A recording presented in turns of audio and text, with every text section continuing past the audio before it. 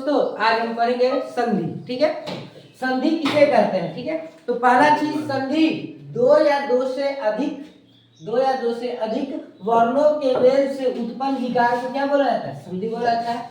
कभी भी संधि करते समय ये बात ध्यान में रखनी चाहिए कि पहले शब्द का अंतिम वर्ण, जो संधि में पहला शब्द होता है, पहले शब्द का अंतिम वर्ण और दूसरे शब्द का प्रथम वर्ण का ही मेल होता है, पूरे शब्द का नहीं होता। इसमें क्या होता है, पहले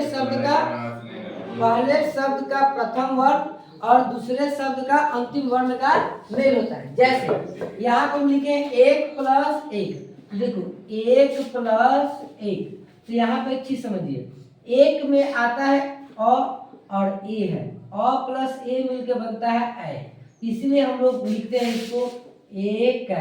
क्या लिखते हैं, एक। अब इसी तरह से हम देखेंगे तो शिव प्लस आले, तो व में अ आता है प्लस आ, अ प्लस आ क्या रहता है आ, इसलिए इसको बोलते हैं हम लोग शिवालय। ठीक है, अब इसी तरह देखिए जाए तो संधि को तोड़ने की क्रिया को संधि विच्छेद कहते हैं।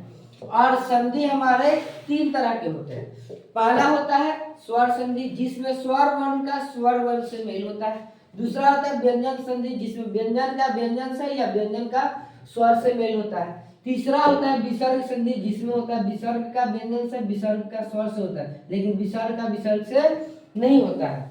देखेंगे स्वर संधि, तो देखो दो स्वर वर्णों के मेल से उत्पन्न विकार को हम लोग क्या बोलते हैं, स्वर संधि कहते हैं। इसको हम लोग क्या कहते हैं, स्वर संधि कहते हैं। जैसे विद्या प्लस अर्थी, इसमें देखिए आ है और अ है, ये दोनों स्वर वर्ण है और दोनों स्वर वर्ण के मिलने से बन गया विद्यार्थी। ने प्लस अन, इसमें ए है और इसमें अ है, और ए और अ मिलकर बन गया य आई, तो नयन हो जाता है। तो ने प्लस अन क्या होता है, नयन। इस तरह से हम लोग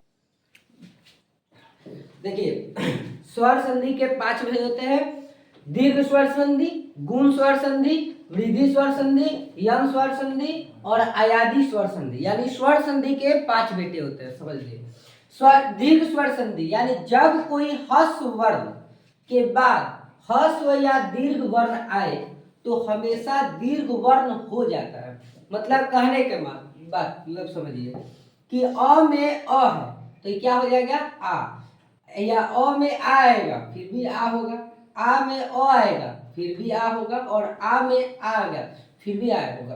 पहले चीज संधि जानने से पहले हमको एक मात्रा आना चाहिए। जैसे आ की मात्रा एक पाई होती है, ई की मात्रा ऐसे टोपी, उ की मात्रा ऐसे होती है। तो इस तरह से हम लोग को मात्रा आना चाहिए। ए का मात्रा एकले होता है, ए का मात्रा दोले होता है। इस तरह से हमको मात्रा आना चाहिए, तभी जाके हम लोग संधि कर पाएंगे।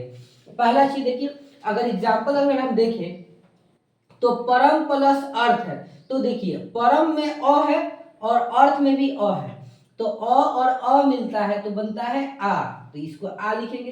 तो आ कहाँ लगाना है, इस अ का लोप कर देना है और इस परम में पाई जोड़ देना है, यानी कि आ का मात्रा क्या होता है, एक पाई, तो इसे हम जोड़ देते हैं तो इसको बोलते हैं परमार्थ। वैसे ही देखिए तो शिव प्लस अंश है, तो शिव में भी अ है, अंश का भी अ है, अ और अ मिलता है तो क्या होता है आ, तो इसमें भी हम क्या करेंगे, शिव में एक पाई जोड़ देंगे तो क्या हो जाएगा शिवांश।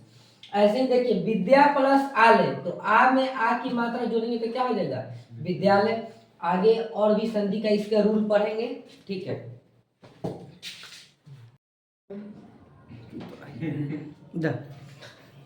दीर्घ स्वर संधि। ठीक है, इसमें हम देखेंगे कि जैसे कि रूल 2 है, ई में ई जोड़ते हैं तो ई में ई जोड़ते हैं तो बड़ी ई हो जाती है, छोटी में बड़ी ई जोड़ते हैं फिर भी बड़ी ई हो जाती है, बड़ी में छोटी ई जोड़ते हैं फिर भी बड़ी ई हो जाती है, और बड़ी में बड़ी ई जोड़ते हैं फिर भी बड़ी ई हो जाती है। जैसे अगर हम देखें तो कवि प्लस इंद्र लिखे, कवि प्लस इंद्र, तो एक चीज बात समझिए, कवि में छोटी ई की मात्रा है, ऐसे है यानी कि छोटी ई की मात्रा है, और यहाँ पे छोटी ई है, तो छोटी ई और छोटी ई मिलके बनती है बड़ी, और बड़ी की मात्रा ऐसे टोपी हो जाती है। तो केवल हमको करना क्या है कि इस ई को साइलेंट कर देना है, यानी कि लोप कर देना है, और जो कवि में ई की मात्रा है इस मात्रा को केवल क्या कर देना है, घुमा देना है। जैसे देखो ऐसे है तो इसको ऐसे टोपी कर देना है, यानी कवि कविंद्र। ठीक है, इसी तरह से अगर हम देखें तो गिरी प्लस ईश, गिरी प्लस ईश, तो देखो गिरी प्लस इस, तो हम लोग लिखते क्या है इसको, गिरीश, क्या लिखते हैं, गिरीश, ठीक है। इसी तरह से देखा जाए तो इसका रूल 3 होता है, जो रूल 3 में होता क्या है, तो सुनिए ध्यान से, रूल 3 में होता क्या है, ऊ में ऊ जोड़ेंगे तो बड़ा ऊ होगा, ऊ में बड़ा ऊ जोड़ेंगे फिर भी बड़ा ऊ होगा, बड़ा ऊ में ऊ जोड़ेंगे फिर भी बड़ा ऊ होगा, और बड़ा ऊ में बड़ा ऊ जोड़ेंगे फिर भी बड़ा ऊ ही होगा। जैसे देखिए, अब इस पे एग्जाम्पल देखें तो देखिए, हम बोले लघु प्लस ऊर्वी, तो देखिए यहाँ पर छोटा ऊ है, यहाँ पर बड़ा ऊ है, तो यह बड़ा ऊ की मात्रा बदलेगा, ऊ और ऊ मिलेगा तो बड़ा ऊ की मात्रा बनेगा। तो कैसे लिख देंगे इसको, केवल लघु ऊर्वी, लघुर्मी हो जाएगा। इस तरह से देखिए